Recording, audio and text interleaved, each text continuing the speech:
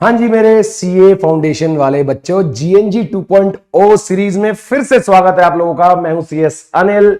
बेटा आज है हमारा डे 18, चैप्टर नंबर 7 का यूनिट नंबर 2 करेंगे आज। मार्केट फेलियर एंड गवर्नमेंट का intervention to correct the market failure, है ना। तो जानदार, शानदार और जबरदस्त, लेट्स गो।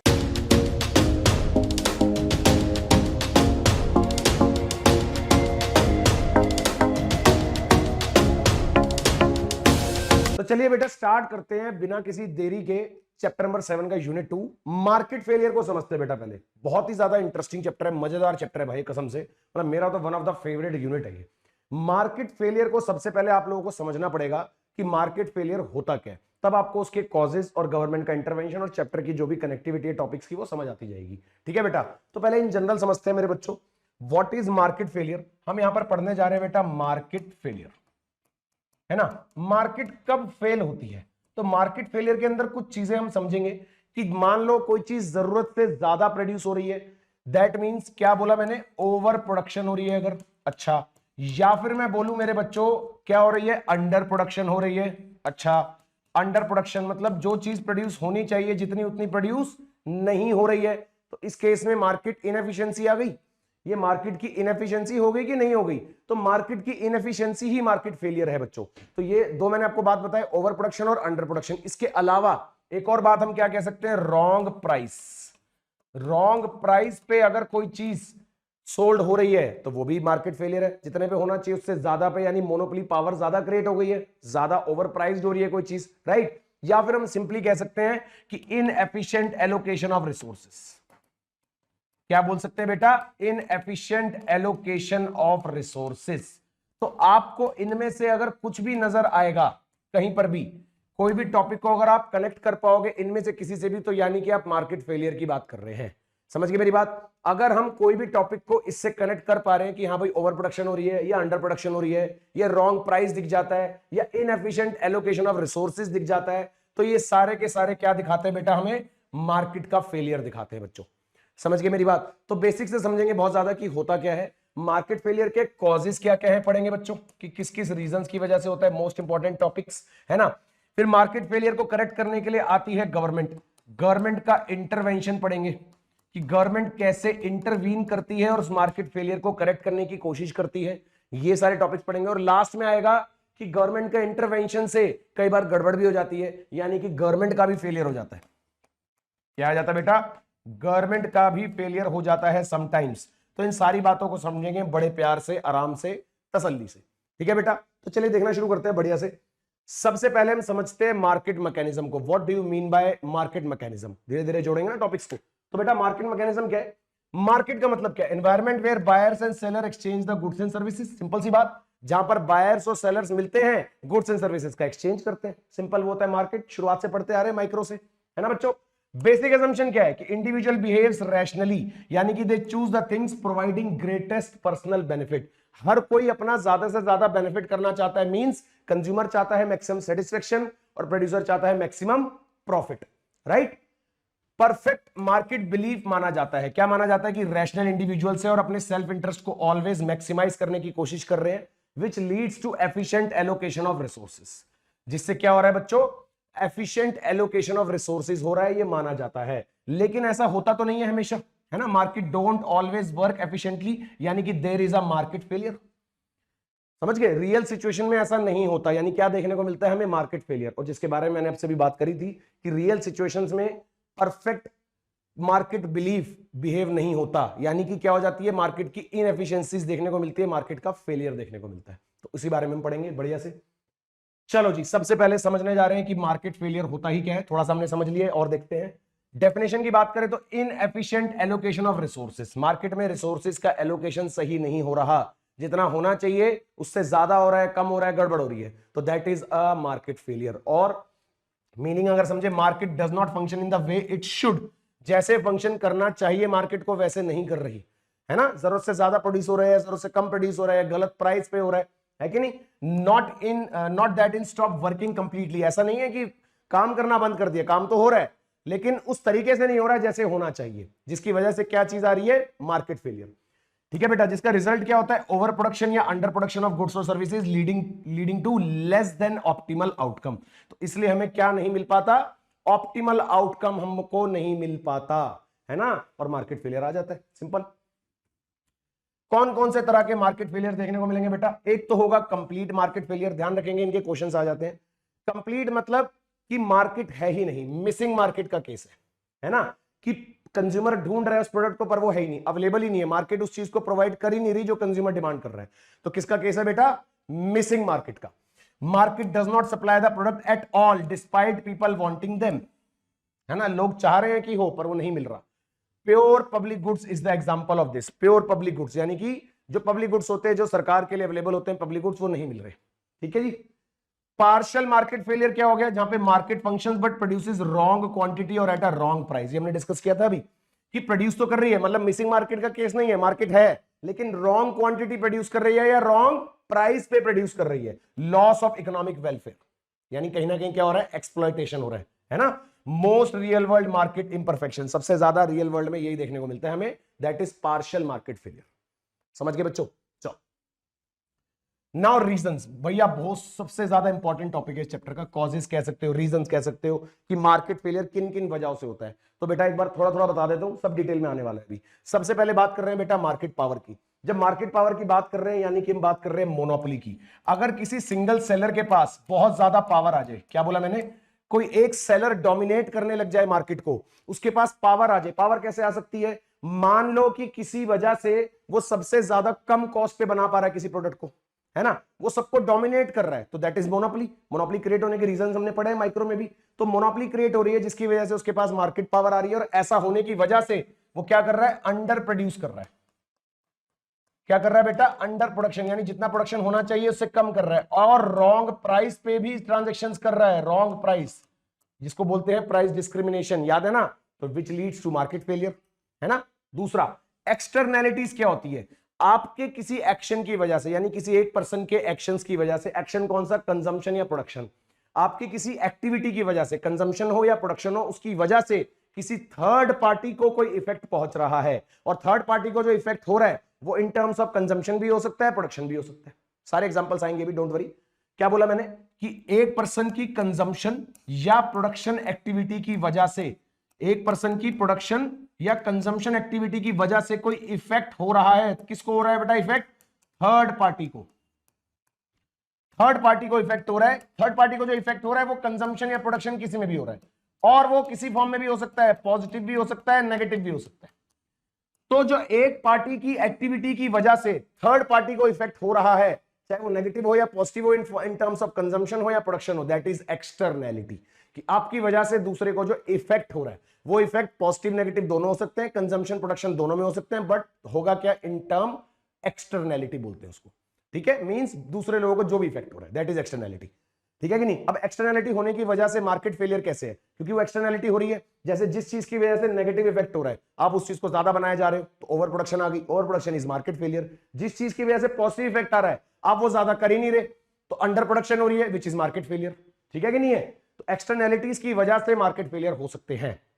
फिर आता है बेटा पब्लिक गुड्स। पब्लिक गुड्स होते हैं वो जो गवर्नमेंट बनाती है। कौन बनाती है, गवर्नमेंट बनाती है। अब गवर्नमेंट जिन गुड्स को बनाती है वो हमेशा जनरली क्या माने जाते हैं बेटा, अंडर प्रोड्यूस्ड। क्या माने जाते हैं, अंडर प्रोडक्शन माने जाते हैं। क्यों होता है ऐसा, क्यों होता है, आएगा पूरा इसका डिटेल भी। ऐसा समझ लो भी कि गवर्नमेंट जो गुड्स बनाती है, प्राइवेट उसको बनाने के लिए बिल्कुल भी इंटरेस्टेड नहीं है या अलाउड नहीं है। दोनों बातें, या तो प्राइवेट सेक्टर को अलाउ नहीं करा गया या प्राइवेट सेक्टर इंटरेस्टेड ही नहीं है। अलाउड वाली बात तो समझ आती है कि गवर्नमेंट ने कुछ सेक्टर्स अपने कंट्रोल में लिए हुए हैं ना, डिफेंस से रिलेटेड, एटॉमिक एनर्जी, सेफ्टी वाले जो भी है, नेशनल सिक्योरिटी, ये सब गवर्नमेंट ने अपने कंट्रोल में लिए हुए हैं, तो प्राइवेट इज नॉट अलाउड, इसलिए अंडर प्रोडक्शन हो रही है। दूसरा रीजन, प्राइवेट सेक्टर को कोई इंसेंटिव नजर नहीं आता। प्राइवेट सेक्टर को पब्लिक बेंचेस बनाने में, स्ट्रीट लाइट्स बनाने में, रोड बनाने में क्या बेनिफिट है, बाकी लोग उसको फ्री में यूज करेंगे। तो जब लोग फ्री में यूज करेंगे, प्राइवेट सेक्टर को कुछ मिलेगा ही नहीं उसमें से। That is why private sector उसको प्रोड्यूस नहीं करता और अंडर प्रोडक्शन हो जाती है और मार्केट फेलियर हो जाता है। समझ गए मेरी बात। ठीक है, उसके बाद आता है बेटा इनकम्प्लीट इंफॉर्मेशन। इसको भी simple and short and simple रखते हैं, डिटेल में पढ़ेंगे। इनकम्प्लीट इंफॉर्मेशन इज कि जब बायर और सेलर्स में से किसी को नॉलेज कम है, आप पुरानी गाड़ी लेने जा रहे हो, सेकंड हैंड गाड़ी, उसके अंदर जो भी कमी है वो सेलर को पता है पर आपको नहीं पता, तो सेलर तो क्या कहेगा, बहुत बढ़िया गाड़ी भैया, एक नंबर गाड़ी है, ले जाओ, मजेदार है। लेकिन उसके अंदर कुछ कमी है और आपको पता नहीं है, तो ट्रांजैक्शन कर लेते हो आप, तो इनकम्प्लीट इंफॉर्मेशन की वजह से ट्रांजैक्शन हो गई, गड़बड़ होगी ना, तो दैट इज मार्केट फेलियर। क्या हो जाता है उससे? मार्केट फेलियर हो जाता है, यानी जो अच्छी गाड़ी है वो मार्केट से बाहर हो जाती है कि नहीं है? तो this is one of the case, और भी आएगा। इनकम्प्लीट इंफॉर्मेशन की वजह से भी क्या होता है बेटा? मार्केट फेलियर होता है। सारी चीजें पढ़ेंगे डिटेल में। तो चलो जी, सबसे पहले बात करते हैं मार्केट पावर की, which is also known as beta, which is also known as monopoly power. Single seller जब ज्यादा पावरफुल हो जाता है और डोमिनेट करने लग जाता है मार्केट को। तो देखो डेफिनेशन क्या है? Ability of a firm to profitably raise the market price above the marginal cost. एक मोनोपोली अकेला ऐसा सेलर है जो अपना प्राइस मार्जिनल कॉस्ट से ज्यादा रखता है बच्चों। मोनोपोली अकेला ऐसा सेलर है जो मार्केट में अपना प्राइस मार्जिनल कॉस्ट से ज्यादा रखता है, और इसकी वजह से वो डोमिनेट करता है मार्केट को। ठीक है ना? नेचर क्या है? फर्म्स बिकम प्राइस मेकर, क्योंकि मोनोपोली क्या है? जो मार्केट में प्राइस चल रहा है उस हिसाब से नहीं चलेंगे, अपने हिसाब से प्राइस डिसाइड करेंगे, क्योंकि उनको अपनी पावर पता लग जाती है और वो मार्केट में प्राइस डिस्क्रिमिनेशन शुरू कर देते हैं। यही लिखा है यहां पर कि वो प्राइस मेकर बनना शुरू कर देते हैं रादर देन प्राइस टेकर। क्या बन जाते हैं? Price maker. ठीक है? आउटकम क्या होता है इसका? ज्यादा प्राइस चार्ज करते हैं, पॉजिटिव इकोनॉमिक प्रॉफिट होता है इनका, है ना? सोर्सेज ऑफ प्रॉफिट क्या है? Market power and dominance, not operating efficiency. काम कोई ठीक से नहीं कर रहे होते ये, बस अपनी मार्केट पावर का यूज करके एक्स्ट्रा प्रॉफिट कमाने की कोशिश करते हैं, मार्केट पावर और dominance, which results in market failure. ठीक है जी? चलो, भाव मार्केट पावर कॉजेज कैसे, जो मैंने आपको बताई दी ऑलरेडी। देखते हैं। तो भाई अगर परफेक्ट कंपटीशन होगा तो क्या होगा, और मार्केट पावर होगी तो क्या होगा, जिसकी वजह से मार्केट फेलियर होता है। तो देखो जनरली होना ये चाहिए कि right quantity eight right price होना चाहिए, है ना? नॉर्मल प्रॉफिट होना चाहिए और एफिशिएंट एलोकेशन होना चाहिए, जो परफेक्ट कंपटीशन में एज्यूम करा जाता है। लेकिन क्योंकि मार्केट पावर क्रिएट हो जाती है, और we can say monopoly power create हो जाती है। क्या क्रिएट हो जाती है बेटा? Monopoly power. तो उसमें क्या हो जाता है? रेस्ट्रिक्टेड आउटपुट, यानी under production, wrong price, higher price charge करते हैं ये, और इनएफिशिएंट एलोकेशन। तो जिसकी वजह से क्या हो जाता है? Market failure. सिंपल। चलो, तो market fails to produce the right quantity at the right price. तो जब राइट क्वांटिटी राइट प्राइस पे नहीं हो रही प्रोड्यूस, तो यही तो है मार्केट फेलियर। सिंपल है। चलो, एक्सटर्नैलिटीज बेटा, उसके बाद हम पढ़ रहे हैं एक्सटर्नैलिटीज। मैंने आपको सिंपल बताया कि एक पार्टी के कुछ करने की वजह से, कंजम्पशन या प्रोडक्शन, दूसरी थर्ड पार्टी को, यानी थर्ड पार्टी इसलिए बोल रहे हैं कोई अलग थर्ड पार्टी, उसके ऊपर कोई इफेक्ट हो रहा है, उसकी कंजम्पशन या प्रोडक्शन पे इफेक्ट पहुंच रहा है, पॉजिटिव और नेगेटिव दोनों हो सकते हैं। तो जिसकी वजह से क्या होता है? Market failure. समझते हैं धीरे धीरे भी, देखो स्टेप बाय स्टेप। सबसे पहले मीनिंग क्या है? Indirect effect. आप डायरेक्टली कोई इफेक्ट नहीं डाल रहे, इनडायरेक्ट इफेक्ट हो रहा है, पॉजिटिव नेगेटिव दोनों हो सकते हैं, ऑफ कंजम्पशन प्रोडक्शन दोनों हो सकते हैं। Activity on the others not reflected in the market price. Main reason क्या है? जैसे कि मान लो बेटा, आपकी क्या है? फैक्ट्री, ठीक है? उस फैक्ट्री से निकल रहा है वेस्ट, ठीक है जी? आपकी फैक्ट्री एक बढ़िया से, उस फैक्ट्री से वेस्ट निकल रहा है, एक रिवर में जा रहा है वेस्ट, और रिवर के वहां पर क्या बना हुआ? विलेज, ठीक है? और वहां पर लोग उस पानी को कंज्यूम कर रहे हैं, और उससे लोग बीमार हो रहे हैं, फिर अपनी मेडिकल ट्रीटमेंट्स करा रहे हैं, इलाज करा रहे हैं। तो सोसाइटी को एक कॉस्ट बेयर करनी पड़ रही है आपके बिजनेस एक्टिविटी की वजह से। समझ गए ना? क्या हुआ? आपकी प्रोडक्शन एक्टिविटी की वजह से वहां पर जो विलेज में लोग पानी कंज्यूम कर रहे हैं वो बीमार हो रहे हैं, उनको इलाज कराना पड़ रहा है। तो दिट इज एक्सटर्नैलिटी। अब क्या एक फैक्ट्री, एक बिजनेस उस कॉस्ट को अपने बिजनेस में इंक्लूड करेगा? अपनी कॉस्ट का पार्ट मानेगा? कभी भी नहीं मानेगा। यही मार्केट फेलियर का रीजन है कि भैया एक ऐसी चीज प्रोड्यूस हो रही है जिससे दूसरे लोगों को नुकसान हो रहा है, और उसको आप अपनी कॉस्ट में इंक्लूड नहीं कर रहे। तो दिस इज द रीजन, और ये मार्केट प्राइस में रिफ्लेक्ट नहीं होता, यही हम बात कर रहे हैं, इसलिए मार्केट फेलियर होता है। देखेंगे एक्सटर्नल क्यों है ये? क्योंकि affect the external to the market occur outside the price mechanism. किसी एक्सटर्नल फैक्टर को अफेक्ट होता है, इंटरनल नहीं, बाहर के फैक्टर को। दूसरे नाम क्या है इसके? नाम याद कर लो ऑब्जेक्टिव पेपर के लिए।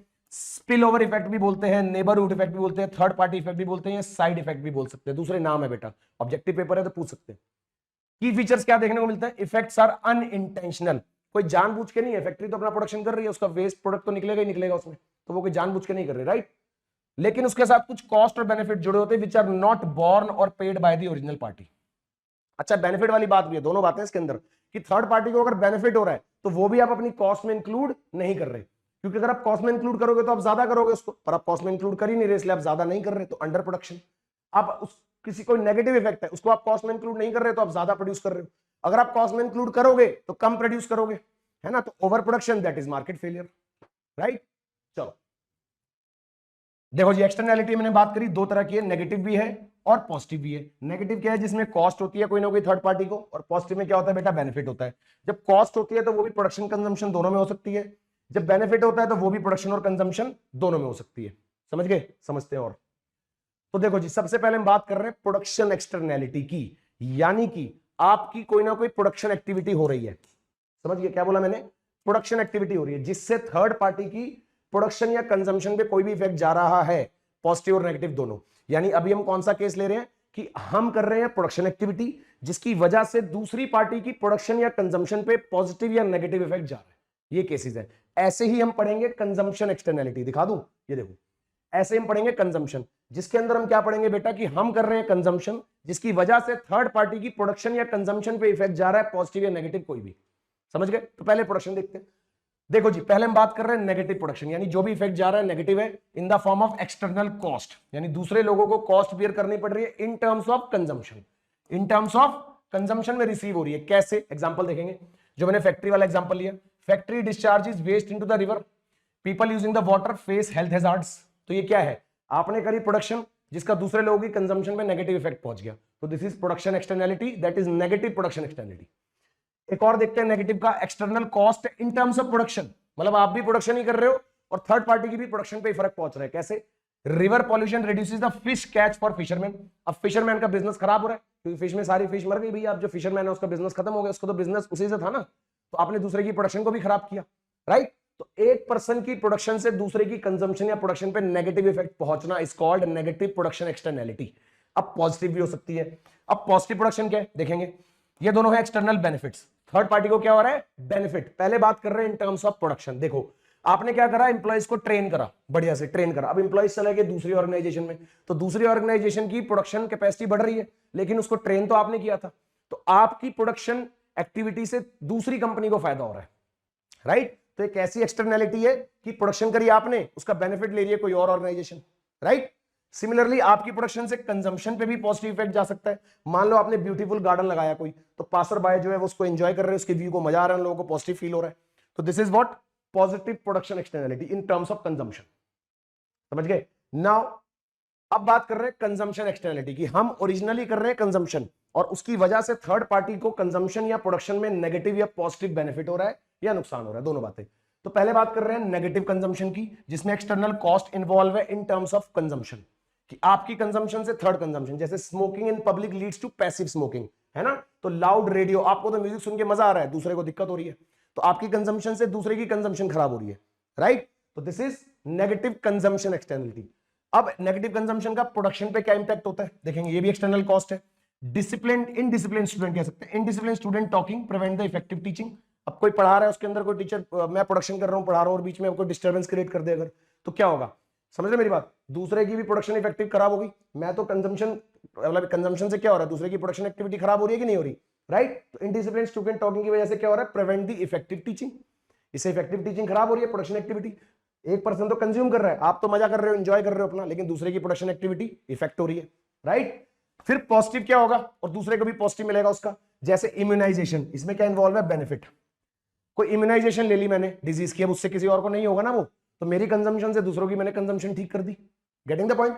सिमिलरली दूसरों की प्रोडक्शन कैसे ठीक हो जाएगी? मेरी कंजम्पशन से। देखो इंप्लॉइज ने यूज करा हेल्थ क्लब, कंजम्पशन है, अब उस हेल्थ क्लब को यूज करने से कंपनी की प्रोडक्टिविटी बढ़ रही है, तो इंप्लॉइज की कंजम्पशन से कंपनी की प्रोडक्टिविटी बढ़ रही है, तो एक की कंजम्पशन से दूसरे की प्रोडक्टिविटी में पॉजिटिव इफेक्ट।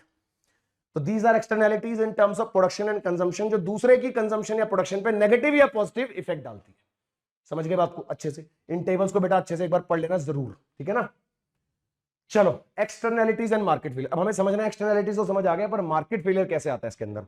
तो जिस भी चीजों को हम कह रहे हैं कि कॉस्ट वाली चीजें, वो हम कह रहे हैं कि जरूरत से ज्यादा बन रही है, तो उसके लिए क्या हो रहा है? ओवर प्रोडक्शन हो रही है। जिन चीजों में बेनिफिट्स पड़े हमने, वो हम कह रहे हैं कि अंडर प्रोड्यूस हो रही है, तो नुकसान हो रहा है एक तरीके से, ज्यादा प्रोड्यूस होनी चाहिए, तो वो मार्केट फेलियर है, ठीक है कि नहीं? तो देखो प्राइवेट कॉस्ट क्या होती है, जो एक बिजनेस के अंदर अंदर लगते हैं। Money cost of production incurred by the firm in terms of wages, raw material etcetera appear in the firms account, firm के अकाउंट में दिखती है वो वाली कॉस्ट। सोशल कॉस्ट क्या होती है बेटा? Total cost to the society. ध्यान रखो इसके फॉर्मूला में प्राइवेट कॉस्ट और एक्सटर्नल कॉस्ट दोनों आएंगी, प्राइवेट कॉस्ट भी आएगी, एक्सटर्नल कॉस्ट भी आएगी, bond by the third parties. Formula क्या होगा सोशल कॉस्ट के लिए? Private cost plus external cost. Formula बेटा याद रखना, सोशल कॉस्ट नाम से ऐसा लग रहा है कि सिर्फ सोसाइटी कॉस्ट, नहीं, प्राइवेट कॉस्ट को भी इंक्लूड करते हैं इसमें फॉर्मूला में, याद रखना, ठीक है जी? Why externalities causes the market failure, क्यों होता है? देखो एक्सटर्नल कॉस्ट हम फर्म की अकाउंट्स में इंक्लूड नहीं करते, फर्म इग्नोर करती है इन कॉस्ट को अपने डिसीजंस में। अगर इग्नोर ना करती होती, इंक्लूड कर रही होती, तो कंट्रोल कर लेती कि नहीं? अगर मान लो फर्म इन कॉस्ट को इंक्लूड करना शुरू कर दे, तो मजा आ जाएगा कि नहीं आ जाएगा, क्योंकि फर्म फिर ध्यान रखेगी कम करने की कोशिश, पर क्योंकि फर्म अपनी अकाउंट्स में इंक्लूड नहीं करती, अपनी कॉस्ट में इंक्लूड नहीं करती, इसलिए वो अंधाधुंध करे जा रही है, जिसकी वजह से और ज्यादा लोगों को नुकसान हो रहा है, right. Market prices exclude the externality, same बात, जब फर्म अपनी कॉस्ट में इंक्लूड नहीं कर रही तो मार्केट प्राइस में भी वो इंक्लूड नहीं कर रहा। Prices don't reflect the total social cost. Incorrect signal to the producer और कंज्यूमर, ओवर प्रोडक्शन और अंडर प्रोडक्शन हो जाता है, मैंने बताया रीजन आपको, बेनिफिट के केस में अंडर प्रोडक्शन और कॉस्ट के केस में ओवर प्रोडक्शन। रिजल्ट क्या होता है, output level is not socially optimal, market failure, socially optimal नहीं बन पाता और मार्केट फेलियर हो जाता है।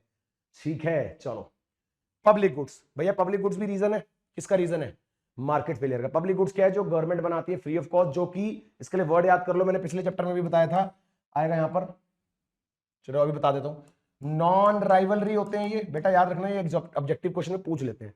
नॉन राइवलरी और नॉन एक्सक्लूडेबल,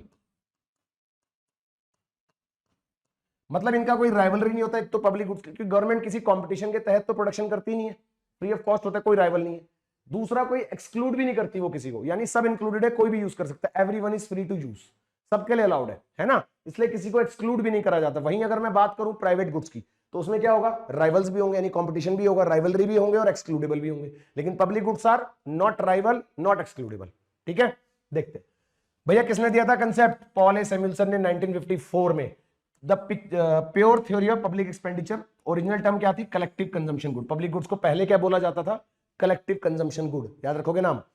चलो डेफिनेशन क्या है, public good is one which all enjoy in common in the sense that each individual consumption of the such good leads to the no subtraction from any other individual consumption of that good. Samuelson ने बोली थी बात, मतलब कि एक के consume करने की वजह से दूसरे की कंजम्पशन में कोई कटौती नहीं आती। अगर आप स्ट्रीट लाइट यूज कर रहे हो तो वो सबके लिए इक्वल यूज है, जितना आप यूज कर रहे हो उतना ही दूसरा कर रहा है। ऐसा तो नहीं आपके यूज करने से दूसरे के लिए कम हो गया बेनिफिट, नहीं, सब इक्वली यूज कर रहे हैं। तो ये बात बोली थी सैमुअल्सन ने। ठीक है, चलो जी, प्राइवेट गुड्स और पब्लिक गुड्स, ध्यान से डिफरेंस।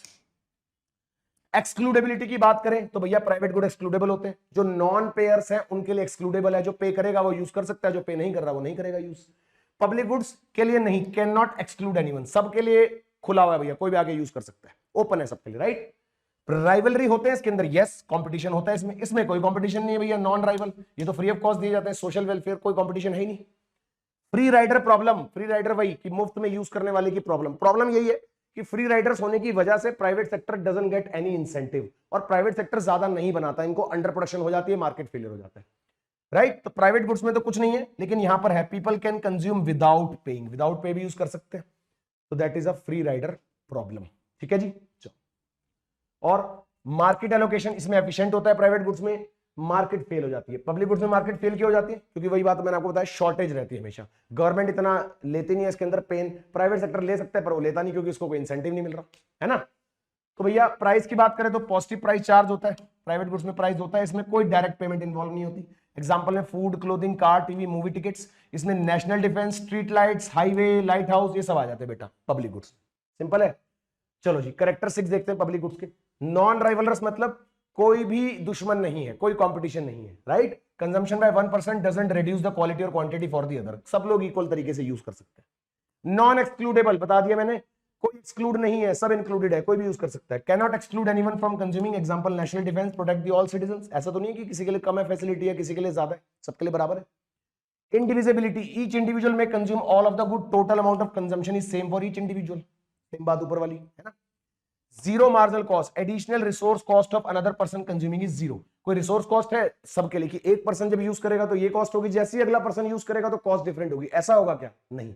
पब्लिक गुड्स में एडिशनल पर्सन के कंज्यूम करने से कोई एडिशनल कॉस्ट नहीं लगती, सबके लिए सेम है, ठीक है ना। नाउ फ्री राइडर प्रॉब्लम बेटा, जो मैंने आपसे भी डिस्कस किया कि फ्री राइडर आ जाता है, इस वजह से मार्केट फेलियर होता है। देखो मतलब क्या है, people can consume public goods without paying, cause क्या होता है, non excludability plus self interest दोनों आ जाते हैं। नॉन एक्सक्लूडेबिलिटी कोई भी यूज कर सकता है और सेल्फ इंटरेस्ट इन्वॉल्व हो जाता है इसके अंदर, है ना। इफेक्ट क्या होता है, no incentive to pay for the good, कोई इंसेंटिव नहीं है। रिजल्ट क्या होता है, profit maximising firm won't produce, profit maximising firm इसको प्रोड्यूस फिर नहीं करती, and produce socially optimal, won't produce the social optimal output, यानी जितना होना चाहिए उतना प्रोड्यूस नहीं होता इकोनॉमी में। मार्केट आउटकम क्या होता है, public goods are either not produced at all और आर ग्रॉसली अंडर प्रोड्यूस्ड, है ना। तो अल्टीमेट रिजल्ट क्या होता है, या तो प्रोड्यूस होते ही नहीं है जब जरूरत होती है तो, या अंडर प्रोड्यूस्ड होते हैं, है कि नहीं, which leads to market failure. समझ गए बेटा। एक बार ये देखेंगे चेन ध्यान से। पब्लिक गुड से क्या होता है, non excludable plus non rivalries होते हैं, जिसकी वजह से फ्री राइडर प्रॉब्लम आ जाती है, no one is willing to pay, और प्रॉफिट मैक्सिमाइजिंग फर्म को नो प्रॉफिट, उनके लिए कोई प्रॉफिट नहीं होता, बनाने में कोई मजा आता नहीं है उनको, तो गुड्स आर नॉट प्रोड्यूस, तो मार्केट फेलियर आ जाता है। ये चेन याद रखोगे तो आपको याद रहेगा कि पब्लिक गुड्स क्यों होते हैं मार्केट फेलियर। ठीक है, चलो। इनकंप्लीट इंफॉर्मेशन की अधूरी जानकारी की वजह से भी मार्केट फेलियर जन्म ले लेता है, कि जानकारी पूरी नहीं है, बायर और सेलर्स के बीच में कुछ ना कुछ छुपाया जा रहा है, तो जिसकी वजह से मार्केट फेलियर जन्म लेता है। ठीक है ना, देखते हैं। सबसे पहले तो परफेक्ट इंफॉर्मेशन का मतलब क्या है। इनकंप्लीट तो तब समझ आएगी जब परफेक्ट समझ आएगा। तो both buyer and seller have the complete information about everything influencing their decisions, this is called perfect information. Reality में क्या होता है, this assumption is not satisfied in the real markets, real market में लेकिन ऐसा नहीं होता कि दोनों को पूरी नॉलेज हो, तभी क्या आ जाता है, इनकंप्लीट इंफॉर्मेशन।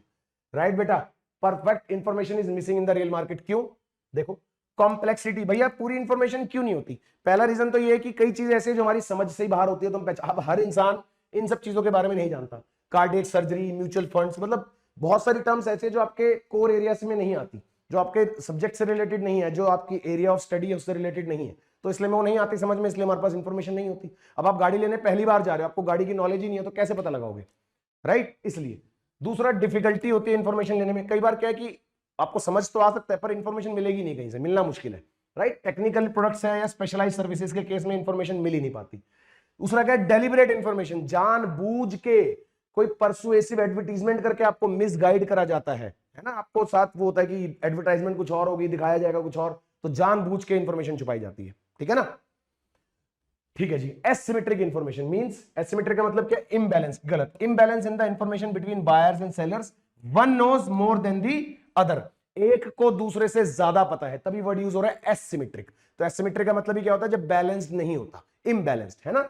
तो there is a imbalance between the information which the buyer knows and which the seller knows, there is a imbalance। ठीक है ना।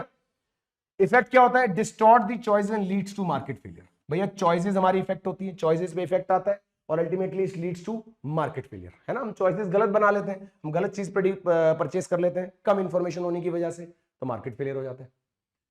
देखेंगे कॉमन एग्जांपल है, प्रॉपर्टी रेंटल के केसेस में होता है, लैंडलॉर्ड को ज्यादा पता होता है अबाउट द प्रॉपर्टी, है ना। लोन एग्रीमेंट्स के केस में बोरोवर को ज्यादा पता है कि वो कितना पे करने की उसकी कैपेसिटी है या नहीं है, तो छुपा रहा है ना वो इंफॉर्मेशन को। यूज्ड कार सेल जो सबसे बेस्ट एग्जांपल है, seller knows more about the vehicle quality than the buyer, गड़बड़ वाली बात है। हेल्थ इंश्योरेंस के केस में बायर को पता है उसको कौन सा हेल्थ इश्यू है, पर वो बता नहीं रहा इंश्योरेंस कंपनी को, जिससे अल्टीमेटली किसको कॉस्ट बेयर करनी पड़ेगी, इंश्योरेंस कंपनी को, तो which leads to market failure, है ना।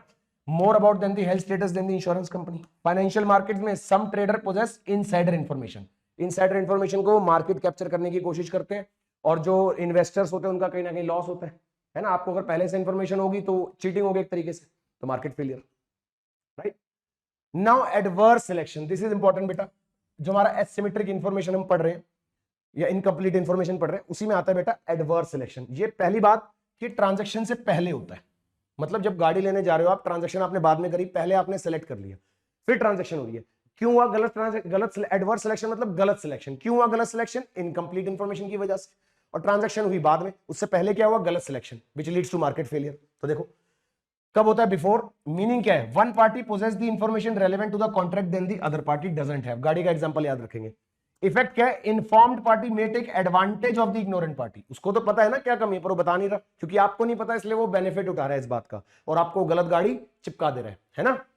रिजल्ट क्या होगा, लो क्वालिटी प्रोडक्ट और drive out the high quality products, और ड्राइव्स आउट दी, मतलब वही अंडर प्रोडक्शन हो गया कि भैया लो क्वालिटी प्रोडक्ट से जो हाई क्वालिटी प्रोडक्ट मार्केट में है, जो अच्छा प्रोडक्ट है, वो बाहर हो जाता है मार्केट से, तो अंडर प्रोडक्शन होगी which leads to market failure. Simple.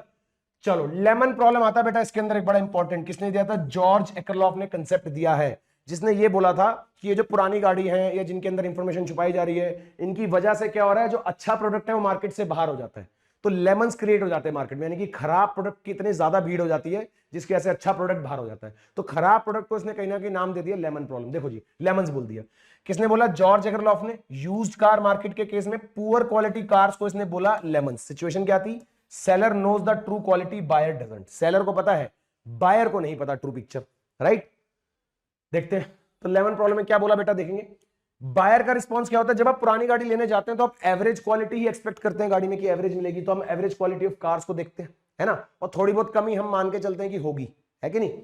तो प्राइस ऑफर्ड जो होगा lower than the price acceptable for good quality. अब क्योंकि हम सोच के जा ही रहे हैं कि हमें थोड़ा एवरेज ही मिलेगी, तो गुड क्वालिटी कार्स की तरफ हम नहीं जाते, है ना, हम किसके अंदर कॉम्प्रोमाइज कर लेते हैं, एवरेज क्वालिटी में, क्योंकि हमें पहले से पता है सेकंड हैंड गाड़ी ले रहे हैं तो हम उतना प्राइस ज्यादा क्यों पे करें। तो ऐसा करने की वजह से क्या हो जाता है, जो सेलर गुड कार्स मार्केट से बाहर होना शुरू हो जाती है, गुड कार्स मार्केट से बाहर हो जाती है और मार्केट फ्लड हो जाती है सिर्फ लेमन से, सिर्फ खराब गाड़ियों से मार्केट भर जाती है, which leads to market failure. खराब गाड़ियों को ओवर प्रोडक्शन हो गया, अच्छी गाड़ियों का अंडर प्रोडक्शन हो गया, तो मार्केट फेलियर, दोनों चीजें एक साथ हो गई, है ना। तो क्या मिला insight, just as a low quality high risk buyer drive out the high quality low risk buyers in the insurance, low quality cars भी ड्राइव आउट कर देती है हाई क्वालिटी कार्स को मार्केट से। समझ गए, सिंपल। चलो जी, नाउ मॉरल हैजार्ड इसी के अंदर है, जैसे हमने पढ़ा उसमें बिफोर ट्रांजैक्शन, ये होता है बेटा आफ्टर ट्रांजैक्शन। इसमें याद रखेंगे इंश्योरेंस का एग्जांपल, कि आपने कराया इंश्योरेंस गाड़ी का, अब आपको पता है कि गाड़ी अगर कुछ भी टूट फूट होगी, कॉम्प्रिहेंसिव इंश्योरेंस बोलते हैं इसको, हम पढ़ेंगे आगे भी। कॉम्प्रिहेंसिव मतलब कि जिसके अंदर गाड़ी आपकी खुद की टूट फूट और थर्ड पार्टी को जो नुकसान होगा वो दोनों कवर्ड है। अब आप गाड़ी बेफिक्र होकर चलाओगे, केयरलेस हो जाओगे, मतलब आप एक इंफॉर्मेशन छुपा रहे हो इंश्योरेंस कंपनी से कि अब आप केयरलेस ड्राइविंग करने जा रहे हो, तो यानी क्या होगा, अब कहीं भी अंधाधुंध मारोगे गाड़ी, अब जो नुकसान होगा वो कौन भरेगा, इंश्योरेंस कंपनी। तो इंश्योरेंस कंपनी के क्लेम ज्यादा होंगे, ज्यादा पैसे देने पड़ेंगे उनको। अब ऐसा करने की वजह से क्या होगा, या तो वो क्लेम्स देना बंद कर देंगे या इंश्योरेंस ही बेचना बंद कर देंगे, तो मिसिंग मार्केट हो जाएगी, मार्केट गायब होना शुरू हो जाएगी इंश्योरेंस की धीरे धीरे। तो जो एलिजिबल कस्टमर्स हैं, जो सही कस्टमर्स भी हैं, जो मतलब सही केयरफुल तरीके से ड्राइव कर सकते हैं इंश्योरेंस लेने के बाद भी, उनको भी इंश्योरेंस मिलना बंद हो जाएगा, तो अंडर प्रोडक्शन होगी, है ना। और this happens after the transaction, इसमें कब आता है, कंज्यूमर का एक बिहेवियर आता है इसके अंदर, which happens after the transaction. देखो कब होता है ये, आफ्टर द मार्केट एक्सचेंज और ट्रांजैक्शन। मीनिंग क्या है, opportunism where informed person take the advantage through of unobserved actions, वो ऐसे एक्शन जिसका उसको पता है कि दूसरी पार्टी को नहीं पता लगेगा कि क्या हो, वो दूसरी पार्टी को ऑब्जर्व नहीं कर रही, इस चीज का उसको पता है, और वो कोई ना कोई ऐसा अपना बिहेवियर शो करता है, क्योंकि उसको पता है उसकी कॉस्ट कौन बियर करेगा, थर्ड पार्टी, है ना। रूट कॉज क्या है, देखो one party knows that they won't bear the consequence of their bad behaviour, someone else will bear. Effect क्या होगा, engages in a risky behaviour और fails to act in good faith, अच्छे से behave नहीं करता, जिसकी वजह से इंश्योरेंस कंपनीज वाला एग्जांपल याद रखना, उनको ज्यादा कॉस्ट बियर करनी पड़ जाती है, फिर वो धीरे धीरे इंश्योरेंस देना बंद कर देती है ना। देखो जी सिचुएशन क्या है, moral hazard in insurance market में, ड्राइवर विद कॉम्प्रिहेंसिव इंश्योरेंस और एक है हमारे पास पर्सन विद मेडिकल इंश्योरेंस, दोनों केसेस। गाड़ी के इंश्योरेंस के केस में क्या होगा, becomes less careful while driving, क्योंकि उसको पता है नुकसान होगा तो दूसरी इंश्योरेंस कंपनी भरेगी। सिमिलरली मेडिकल में भी, अब वो क्या होगा, less concern about doctor charging excessive fees और यूजिंग अननेसेसरी प्रोसीजर्स।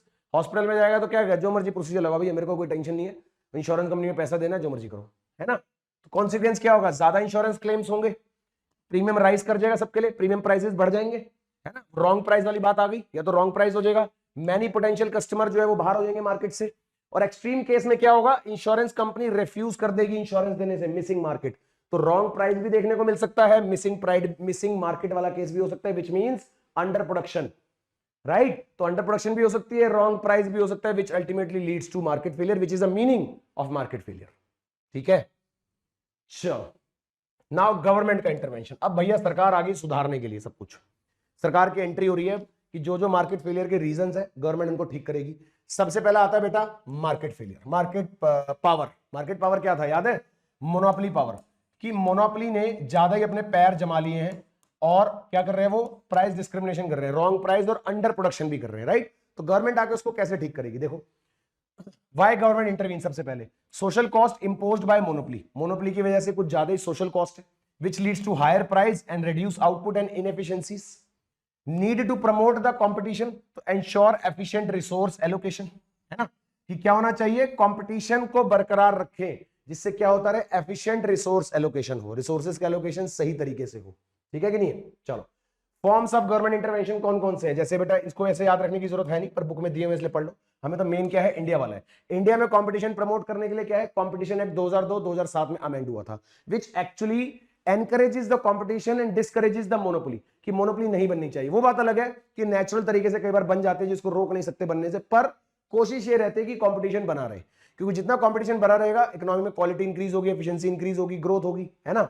तो इसलिए हम ये कोशिश करते हैं कि मार्केट फेलियर ना हो, मोनोपोली पावर क्रिएट ना हो। तो इंडिया के अंदर एक एक्ट है, तो ये गवर्नमेंट का इंटरवेंशन है, सरकार ने अपनी तरफ से एक्ट दिया हुआ ना भैया। और ऐसे यूएस के अंदर भी देखा जाता है, यूके के अंदर भी देखा जाता है, अलग अलग एक्ट्स अलग अलग कंट्रीज ने बनाए हुए हैं, है ना।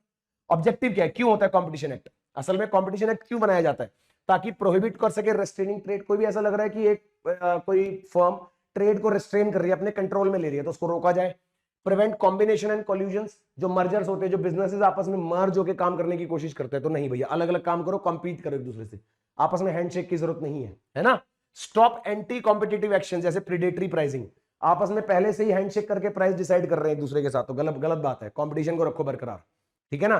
तो इन सब चीजों के लिए ये कंपटीशन लॉज बने हुए हैं, ये लीगल तरीके हैं गवर्नमेंट के, जिस तरीके से गवर्नमेंट मार्केट पावर को कंट्रोल करती है, राइट। चलो जी, अदर मेजर्स क्या है to control the market power, और भी तरीके।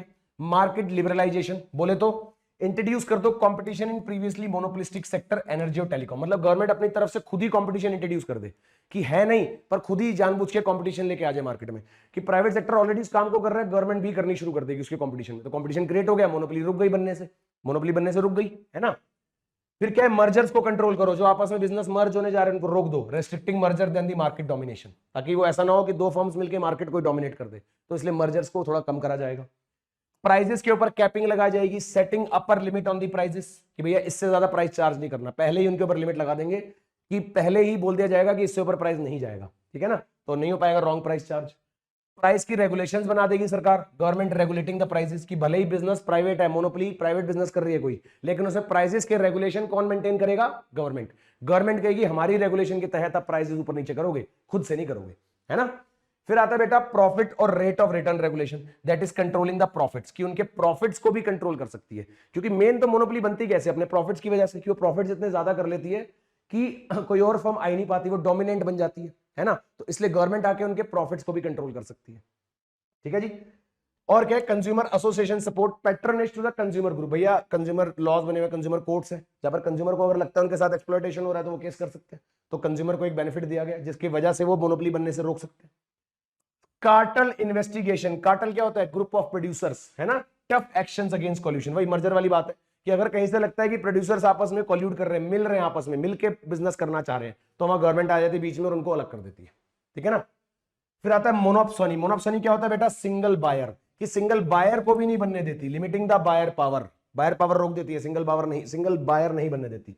कंट्रोल रिडक्शन, इंपोर्ट रोक देती है ना, allowing foreign competition, import control reduction, बोले तो कि कभी कभार बाहर से आने देती है फर्म्स को, तो इससे क्या होगा, यहाँ पर कंपटीशन बना रहे कि कोई मोनोपोली ना बन जाए। आपने देखा है रिसेंटली कितनी एमएनसीज आई है बाहर से, तो यहाँ पर कहीं ना कहीं कंपटीशन क्रिएट हुआ ना, अगर वो ना आती तो जो भी यहाँ पर फर्म थी वो मोनोपोली बन जाती, तो मोनोपोली बनने ही नहीं दिया गवर्नमेंट ने, बाहर से अलाउ कर दिया बिजनेसेस को, तो उससे क्या हो गया, यहाँ कंपटीशन बढ़ गया, है ना। नेशनलाइजेशन, दिस इज मेन, कि गवर्नमेंट पूरा कंट्रोल ले लेती है, ownership, government all over the country कहती है कि हम ही बनाएंगे इस चीज को और कोई नहीं बनाएगा, गवर्नमेंट पूरा कंट्रोल अपना ले लेते हैं कि इस चीज को हम ही करेंगे और कोई नहीं करेगा, जैसे इंडियन रेलवे कह सकते हैं, है ना, तो गवर्नमेंट, अब जैसे बिजली विभाग कह सकते हैं कि सरकार ने अपने कंट्रोल में ले लिया कहीं ना कहीं बहुत जगहों पे, तो इसमें क्या होगा, जहां पे गवर्नमेंट पूरा कंट्रोल ले लेती है अपने अंडर, ठीक है। नाउ बेटा special cases where monopoly is protected, कुछ केसेस में ऐसा नहीं कि हमेशा सरकार मोनोपोली के अगेंस्ट ही है, ये आपको बीच में बता दें कि कभी कभी गवर्नमेंट सपोर्ट भी करते हैं मोनोपोली को जहां पर जरूरत है। तो देखो जहां पर पेटेंट और कॉपीराइट वाला केस है, मतलब मान लो आपने कोई इनोवेशन करी है जो इंडस्ट्रियल, जिसका यूज है कोई ना कोई, जो आगे सोसाइटी में या इकोनॉमी में कोई यूजफुल चीज है जिससे ग्रोथ हो सकती है, तो वहां पे अलाउ कर देंगे, वहां पे कोई रेस्ट्रिक्शन नहीं रखेंगे।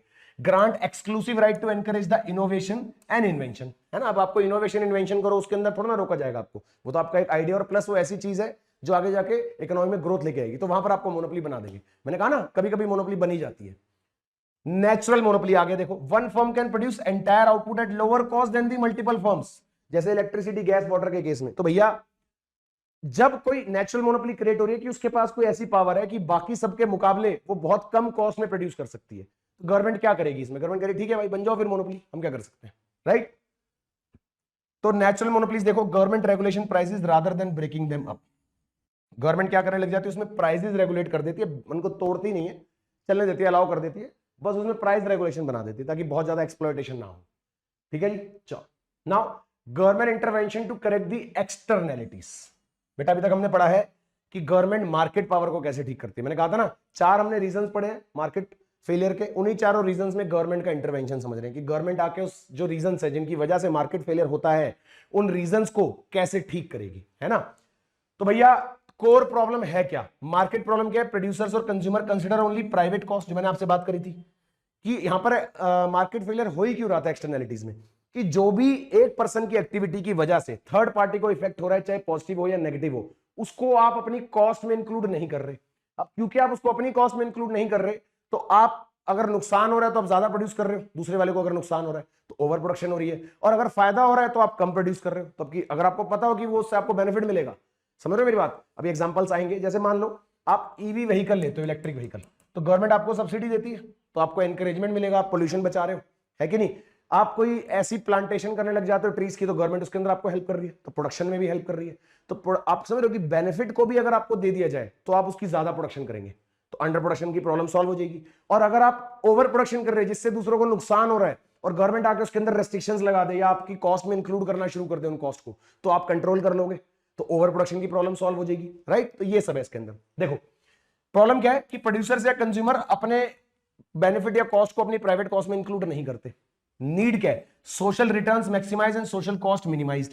जरूरत यह है कि सोशल रिटर्न ज्यादा होना चाहिए जिससे लोगों को फायदा हो, और सोशल कॉस्ट कम होनी चाहिए, ये जरूरत है हमारे पास, है ना। सॉल्यूशन क्या है, एक्सटर्नैलिटीज को इंटरनलाइज कर दिया जाए, कि जो भी एक्सटर्नल कॉस्ट या बेनिफिट है वो आपकी प्राइवेट कॉस्ट या प्राइवेट बेनिफिट का पार्ट बना दिया जाए उसको, तो जिससे अंडर प्रोडक्शन और ओवर प्रोडक्शन की प्रॉब्लम को सॉल्व किया जा सकता है। इनकॉर्पोरेट द एक्सटर्नल कॉस्ट और benefit into the private decisions, ठीक है, यही हमने बात करी। नाउ टू मेन अप्रोचेज है भैया, एक तो नेगेटिव एक्सटर्नैलिटीज इंटरवेंशन है, यानी जहां पर क्या होगा, डायरेक्ट कंट्रोल करेगी गवर्नमेंट, डायरेक्ट आके क्या करेगी, कमांड सॉल्यूशन देगी कि ऐसे करो वैसे करो, कमांड दे देगी, है ना। मार्केट बेस्ड पॉलिसीज में क्या है कि इकोनॉमिक इंसेंटिव्स देगी, इकोनॉमिक इंसेंटिव्स दे सकती है मार्केट बेस्ड पॉलिसी के अंदर बेटा, ठीक है, क्या दे सकती है, इकोनॉमिक इंसेंटिव्स। देखते हैं आगे। तो डायरेक्ट कंट्रोल में क्या क्या होगा, जिसके अंदर कमांड सॉल्यूशंस होता है। डायरेक्ट क्वेश्चन आता है इसका एग्जाम में कि इनमें से कुछ दिया होगा और पूछा जाएगा कि गवर्नमेंट का कौन सा इंटरवेंशन है, तो ये डायरेक्ट कंट्रोल वाला क्या है, कमांड सॉल्यूशंस है बेटा, ध्यान से। जैसे एमिशन स्टैंडर्ड्स बना दिए गवर्नमेंट ने, क्या करा, लीगल लिमिट लगा दी पॉल्यूटेंट एमिशन के ऊपर, क्या करा, मॉनेटरी पेनल्टीज लगा दी कि अगर आप इस पर्टिकुलर लिमिट से एक्सीड करेंगे पॉल्यूशन तो भैया फाइन है, इतने रुपए का फाइन देना पड़ेगा। लाइसेंसिंग प्रोविजन बना दिए, permission requires for certain activities, समझ गए, प्रोडक्शन के लाइसेंसेस बना दिए, या फिर प्रोडक्शन कोटा सेट कर दिए, limits on quantity produce, manufacturing caps लगा दी, ठीक है ना। प्रोसेस मैंडेट कर दिया कि जो भी प्रोडक्शन होगी वो इसी प्रोसेस से होगी, तुम्हारी मर्जी के प्रोसेस से नहीं होगी, जो हम बोलेंगे उससे होगी, तभी कमांड वाली बात आ रही है ना। स्पेसिफाइड टेक्नोलॉजीज, नॉट अपनी मर्जी वाली टेक्नोलॉजी, जो गवर्नमेंट बताएगी वो टेक्नोलॉजीज। बैन लगा दिए, प्रोहिबिशन, कंप्लीट डिसअलाउंस, या जैसे smoking ban in public places, तो ये भी कमांड का ही रीजन है कि गवर्नमेंट ने एक ऑर्डर दे दिया कि ऐसे करना है ना। फिर उसके अलावा एडवर्टाइजिंग पे रेस्ट्रिक्शन, लिमिट्स ऑन प्रमोशन, जैसे टोबैको एडवर्टाइजमेंट के ऊपर रूल्स है कि इसको एडवर्टाइज नहीं करना, प्रमोट नहीं करना, डीमेरिट गुड है। एनवायरमेंटल लॉज बना दिए, लीगल फ्रेमवर्क की भैया एनवायरमेंटल प्रोटेक्शन एक्ट है कि इसके तहत रहते हुए काम करना है, एनवायरमेंट को नुकसान नहीं होना चाहिए, है ना। पॉल्यूशन कंट्रोल डिवाइसेस बना दिए, मैंडेटरी इंस्टॉलेशन, स्क्रबर्स, फिल्टर्स, जिसके अंदर क्या होता है, आपका पॉल्यूशन मेजर करा जा सकता है कितना हो रहा है, और कम मेजर होगा तो कंट्रोल भी होगा, है ना बच्चों। स्पेशल बॉडीज बनाई है, जैसे dedicated institutions, pollution control board है हमारे इंडिया में जो कि चेक करता रहता है रेगुलरली कि कौन कितना पॉल्यूशन क्रिएट कर रहा है एनवायरमेंट में। तो ऐसी जब बॉडीज हैं, अथॉरिटीज हैं, तो उससे पॉल्यूशन को कंट्रोल किया जा सकता है, राइट। चलो जी, मार्केट बेस्ड, एक वो हमने पढ़ा था कमांड सॉल्यूशन, यहाँ पे डायरेक्ट कंट्रोल होता है। मार्केट बेस्ड क्या है, यहाँ पर एक कंसेप्ट है हमारे पास, पिगोवियन टैक्स, पॉल्यूशन टैक्स। जो हमारे भाई साहब थे एसी पिगू, ये रहा, इन्होंने क्या पॉलिसी बोली कि भैया एक काम करो, जो जितना पॉल्यूशन कर रहे हैं उस पर टैक्स लगा दो, कि भैया जितना पॉल्यूशन करेगा उतना टैक्स देगा, तो ऐसा करने से लोग पॉल्यूशन कंट्रोल करेंगे। लेकिन इसकी बात इसके ऊपर उल्टी पड़ गई थी, कैसे वो भी बता देता हूं, कि इसने ऐसा कहा था कि भैया जब ज्यादा पॉल्यूशन होगा तो ज्यादा टैक्स देंगे, लेकिन अब कुछ फैक्ट्रीज ऐसी है, कुछ प्रोडक्शन एक्टिविटीज ऐसी कि वहां पॉल्यूशन होगा ही होगा, उसको रोक नहीं सकते, तो उन बेचारों वो बेचारे कहां जाएंगे जिस तरह की प्रोडक्शन करते हैं।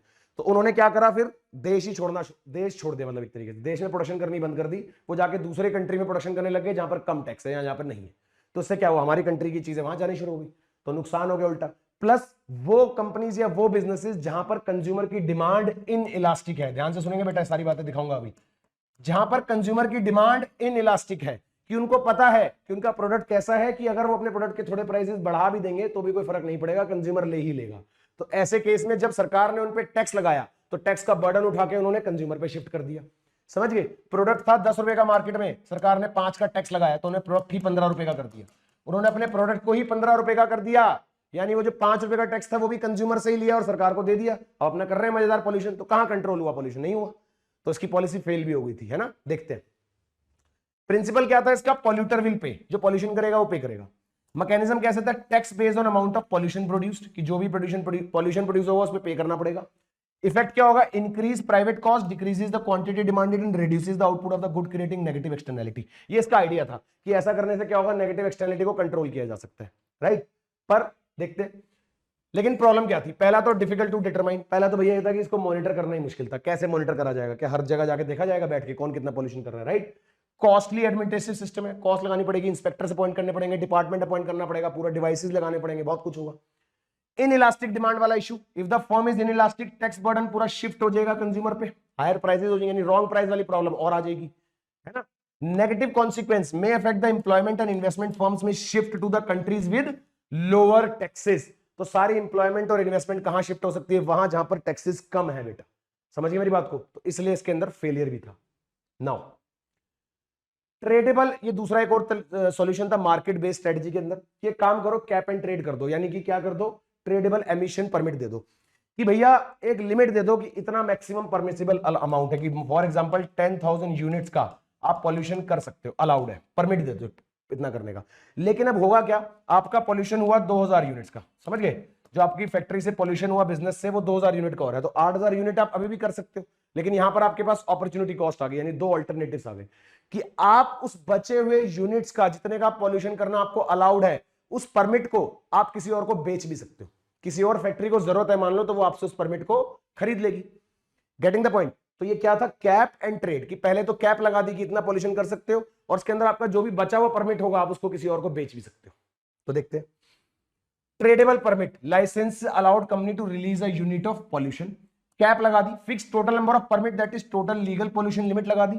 ट्रेड, फर्म्स कैन बाय और sell the permit in the organised market, अपने परमिट को वो बाय और सेल भी कर सकती है, राइट। चलो कैसे वर्क करता है? हाई पॉल्यूटिंग फर्म जो होगी, जिनका पॉल्यूशन ज्यादा है, वो तो परमिट बाय करेगी, उनकी कॉस्ट बढ़ेगी, लेस कॉम्पिटिटिव हो जाएंगे, ठीक है ना।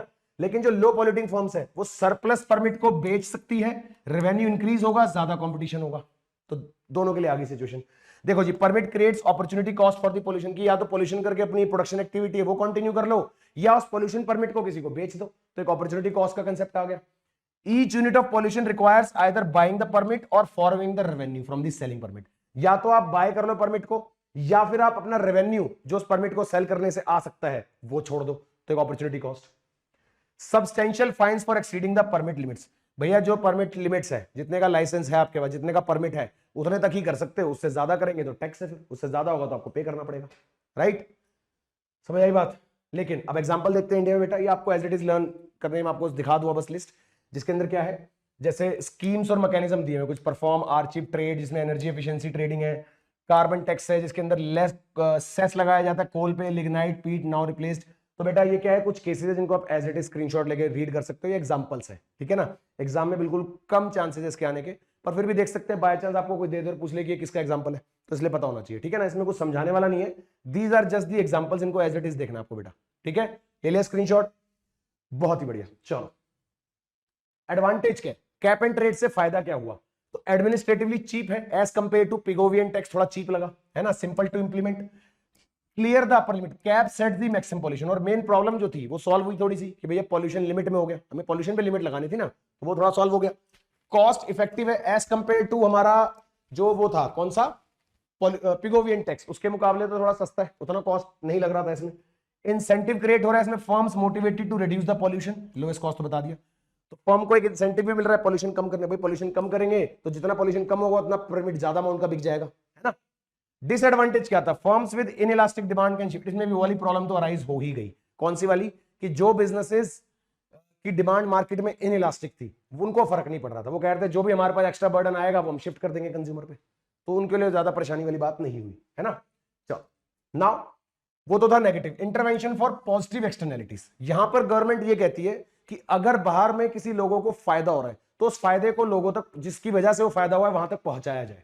तो ऐसा करने से क्या होगा, लोगों को एनकरेजमेंट मिलेगा, लोग उस चीज को और ज्यादा करेंगे, तो जो अंडर प्रोडक्शन वाली प्रॉब्लम है वो सॉल्व हो जाएगी, है ना। देखो जल्दी से, प्रॉब्लम क्या है, left to market goods with positive externalities are under produce. मैंने कहा था ना, जो नेगेटिव वाले वो ओवर प्रोड्यूस हो रहे हैं, मार्केट फेलियर, पॉजिटिव एक्सटर्नैलिटीज वाले अंडर प्रोड्यूस हो रहे हैं, तो मार्केट फेलियर, है ना।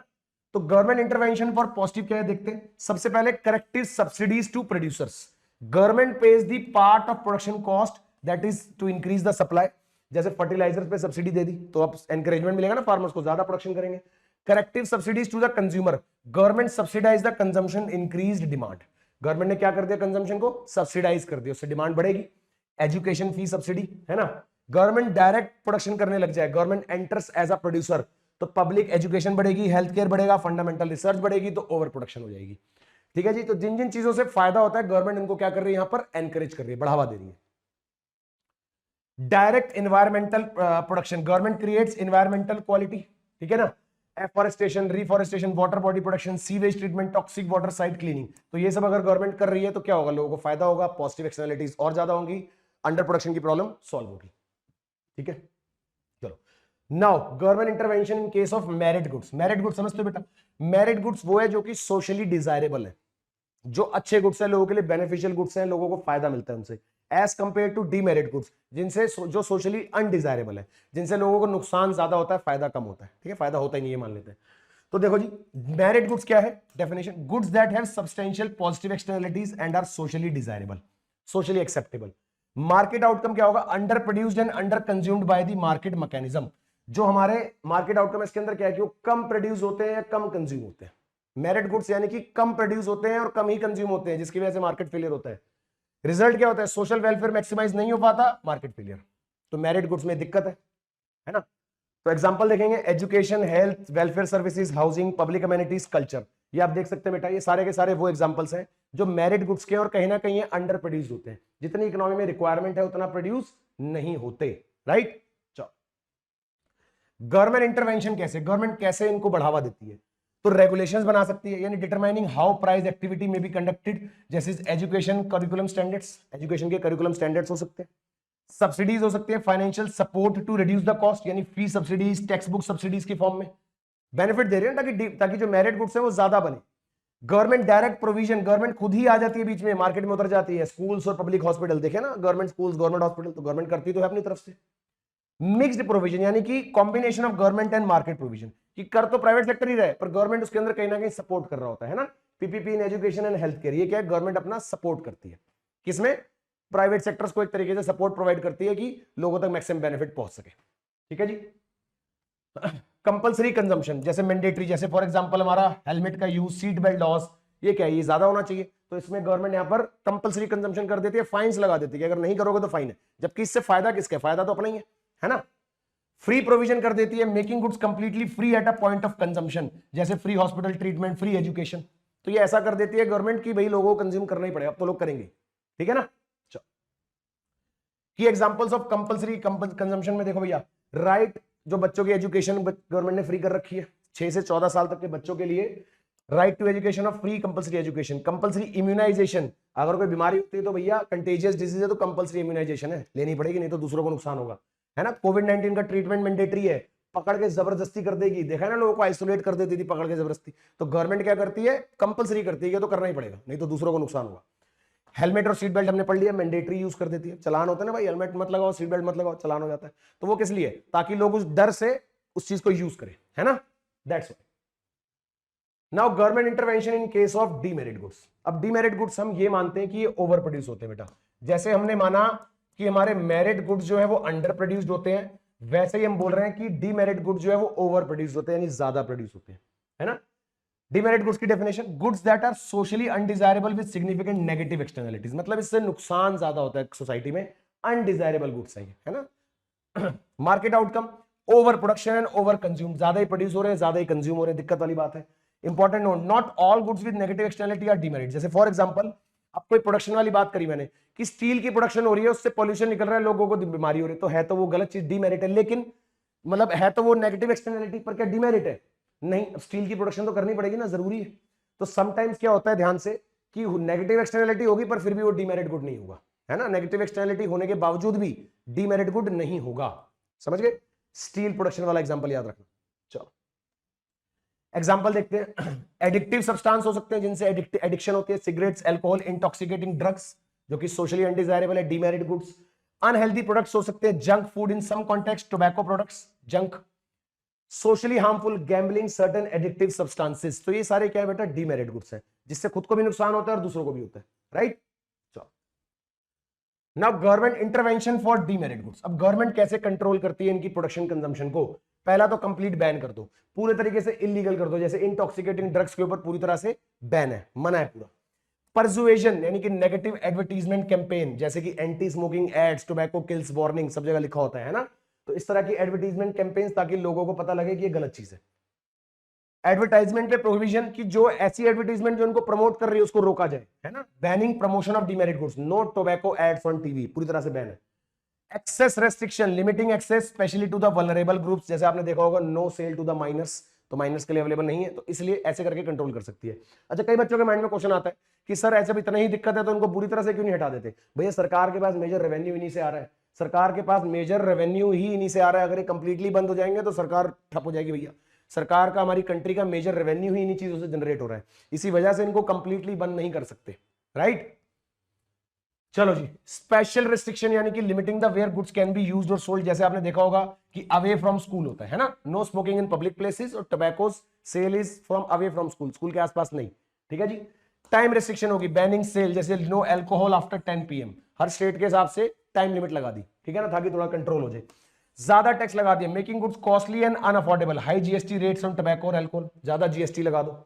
Minimum fixing pricing, setting price floor below which the goods can not be sold, minimum price लगा दे कि मिनिमम इतने का तो होगा ही होगा, इससे कम प्राइस नहीं करेंगे। ये किस लिए करा जा रहा है? ताकि थोड़ा सा इनकी कंजम्पशन प्रोडक्शन को कंट्रोल करा जा सके, राइट। चलो जी, चैलेंजेस क्या है? लेकिन डीमेरिट गुड्स में हमने चीजें लगाई, लेकिन उसके बाद भी डीमेरिट गुड्स ज्यादा प्रोड्यूस और कंज्यूम हो रहे हैं, क्यों? देखो, सबसे पहले तो इनइलास्टिक डिमांड, भैया जैसे एडिक्शन का केस है, उसमें डिमांड इनइलास्टिक हो जाती है कि प्राइस जो मर्जी हो लोग फिर भी कंज्यूम करेंगे, तो प्राइस से तो फर्क पड़ ही नहीं रहा, right. Demand for cigarettes, alcohol highly inelastic, prices increase causes less than proportionate decrease in demand, price के इंक्रीज से क्या होता है? डिमांड में इंक्रीज लेस देन प्रोपोर्शनेट होता है, ठीक है जी। Tax shifting, sellers can shift taxes to the consumer without losing customers, जो सेलर है वो क्या कर सकता है? शिफ्ट कर सकता है अपना बर्डन कस्टमर के ऊपर। ब्लैक मार्केटिंग देखने को मिलती है, total ban often drives good market underground into the hidden markets, total अगर बैन कर दिया जाए तो फिर ब्लैक मार्केटिंग शुरू हो जाएगी, है ना, हिडन मार्केट्स शुरू हो जाएंगी। लिमिटेड इफेक्टिवनेस यानी कंप्लीट एलिमिनेशन रेयरली अचीव, मैंने बताया ना कि कंप्लीट एलिमिनेशन नहीं हो सकता, उसका रीजन यही है कि सरकार के पास मेजर रेवेन्यू ही नहीं से आ रहा है, तो कहां से बंद कर देंगे पूरा, राइट, पूरी तरह से बंद नहीं कर सकते। नाउ गवर्नमेंट का intervention in case of public goods, हमने कहा था पब्लिक गुड्स अंडर प्रोड्यूस्ड होते हैं क्योंकि इससे प्राइवेट सेक्टर को कोई इंसेंटिव नहीं मिलता और गवर्नमेंट उतना प्रोड्यूस नहीं कर पाती, राइट, इसलिए तो क्या होता है? फ्री राइडर प्रॉब्लम होती है, क्यों गवर्नमेंट का आना जरूरी है, तो डायरेक्ट गवर्नमेंट प्रोविजन कर सकते हैं। नॉन एक्सक्लूडेबिलिटी होती है क्योंकि सबको इंक्लूड कर देते हैं, तो गवर्नमेंट फाइनेंस कर सकते हैं थ्रू टैक्सेशन, टैक्सेशन के थ्रू इनको बनाए फिर ज्यादा। नॉन राइवलरी होती है तो कलेक्टिव प्रोविजन होना चाहिए, कलेक्टिव बोले तो प्राइवेट और पब्लिक को मिलकर बनाना चाहिए कहीं ना कहीं, ठीक है जी। तो देखो फॉर्म्स क्या है पब्लिक गुड प्रोविजन के, पहला है direct government provision, government produces and provides the good, जैसे defence, legal system, fire protection, ये सारे वो हैं जो पब्लिक गुड्स हैं जिनकी वजह से मार्केट फेलियर राइज होता है। Excludable public goods provide through entry fees, मतलब क्या कर देना चाहिए? एंट्री फीस वगैरह लगा दो, जैसे पार्क्स, यूनिवर्सिटीज, म्यूजियम में क्या कर दो? एंट्री फीस लगा दो, तो थोड़ा सा कम हो जाएगी, क्या कहते हैं, मार्केट फेलियर कम हो जाएगा। लाइसेंसिंग टू प्राइवेट फर्म्स, कुछ चीजों का लाइसेंस दे दो प्राइवेट फर्म्स को। Grant licences to build and operate with regulated fees, उनको थोड़ा बेनिफिट भी दिखना चाहिए, खाली लाइसेंस देने से काम नहीं चलेगा, थोड़ा सा कंट्रोल भी उनको देना पड़ेगा, right. Toll roads, public infrastructure projects, ये सब देने पड़ेंगे बेटा। फिर आता है voluntary contribution, funded by donation and NGOs, क्या करेंगे? वॉलंटरी कॉन्ट्रीब्यूशन कराओ, इसके अंदर पैसे डलवाओ ताकि और ज्यादा प्रोडक्शन हो, अंडर प्रोडक्शन वाली प्रॉब्लम को सॉल्व करना है ना, तो कॉन्ट्रीब्यूशन बाय डोनेशंस और एनजीओज, ठीक है। Same community services, charitable public goods, some community services, ठीक है जी। फिर आता है strategic public goods, produced as public good despite possibility of the private provision for safety reason, safety reason के लिए क्या होता है? पब्लिक गुड्स को क्या करना चाहिए?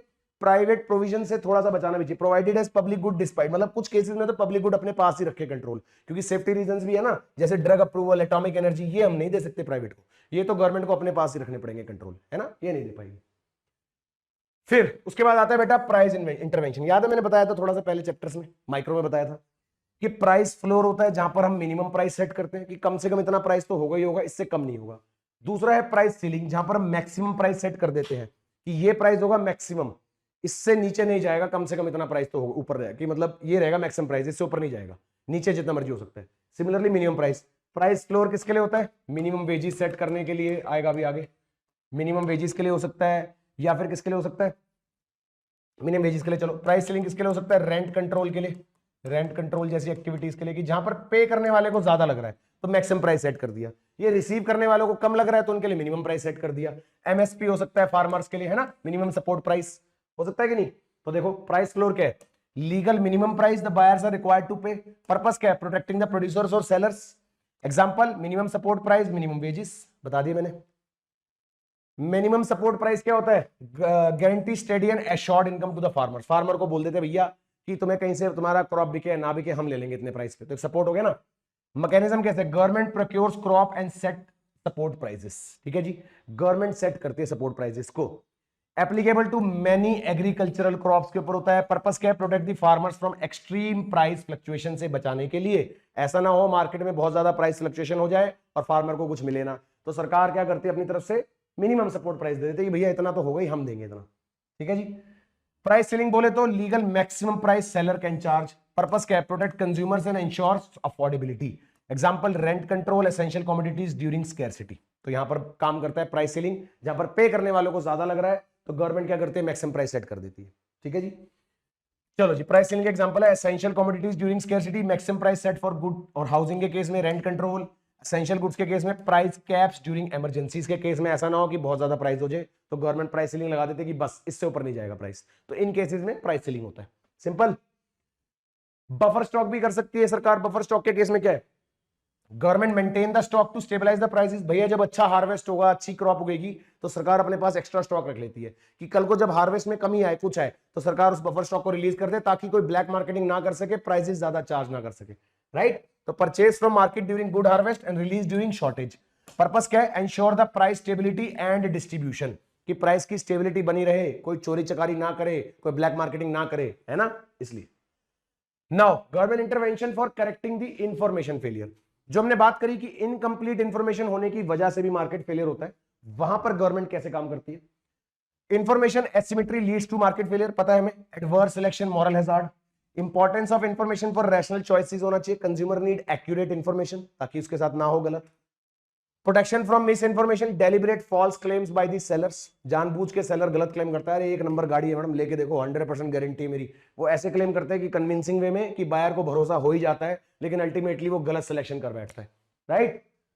चलो, टाइप्स ऑफ इंफॉर्मेशन इंटरवेंशन कौन कौन से होते हैं, यानी जहां पर सरकार बीच में आ सकती है, तो देखो सीधी सी बात है, सरकार कह रही है जो बातें छुपाई जा रही है वो ओपनली बताओ भाई, कुछ छुपाना नहीं है, कहने का मतलब मैंडेटरी लेबलिंग कर दो, लेबलिंग रिक्वायरमेंट मैंडेटरी है, रिक्वायरिंग एक्यूरेट प्रोडक्शन इंफॉर्मेशन, जैसे cigarette packet warning, nutritional labels, देखा आपने कोई प्रोडक्ट के ऊपर सारे उसके इंग्रेडिएंट सारी डिटेल सब लिखी होती है, तो सरकार ने ये रिक्वायरमेंट रखी हुई है, इसलिए लेबलिंग रिक्वायरमेंट।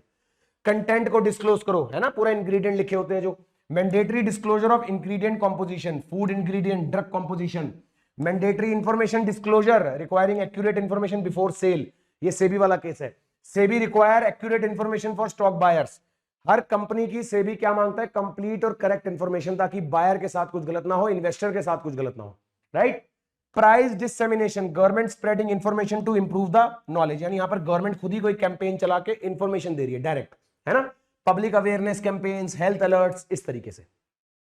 एडवर्टाइजमेंट के ऊपर regulation, setting standards for responsible advertising, यानी बैन ऑन मिसलीडिंग एड्स और ट्रूथ इन द एडवर्टाइजमेंट, कि भैया कोई गलत लीड नहीं करना चाहिए अपने एडवर्टाइजमेंट में, सही बताना है आपको, आप कस्टमर को गलत लीड नहीं कर सकते कि इससे ये फायदा होगा या इससे वो होगा, तो गवर्नमेंट कहती है कि वो इन्फॉर्मेशन दो तो सही है, गलत इन्फॉर्मेशन नहीं देनी, गलत दोगे तो पेनल्टीज होंगी। बहुत सारे ऐसे केसेस भी हैं कि जहां पर गलत इन्फॉर्मेशन दी गई है और बायर्स ने उन एडवर्टीजमेंट्स पे केस किया गया कि एडवर्टीजमेंट मिसलीडिंग है ना, तो गवर्नमेंट पूरा इन चीजों का ध्यान रखती है कि एडवर्टीजमेंट सही होनी चाहिए।